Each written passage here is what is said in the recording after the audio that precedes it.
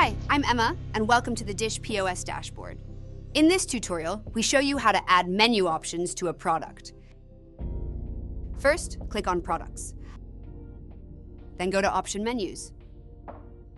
You're now in the overview of your option menus. Click on +Add Option Menu to create one. A new window will open where you have to fill in the necessary information. Start by adding the name into the respective text field.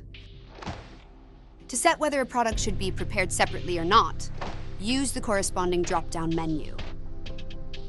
Then, use the respective fields to set the minimum and maximum selection of this option menu.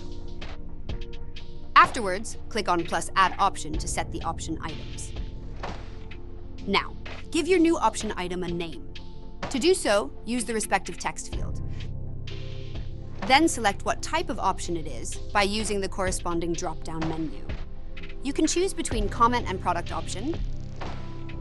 When you set the type of the option item as a comment, you can choose if this option will be printed on the receipt or not. Do so by using the given drop-down menu.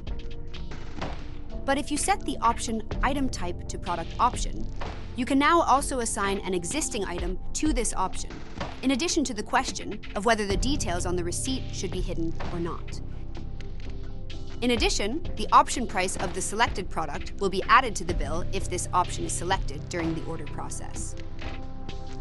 First, decide if the product must be prepared separately. Do so by using the given drop-down menu.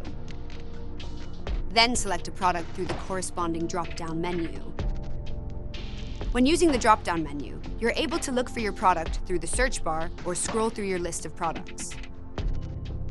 When the option item has been set up, click on Add to add it to the option menu.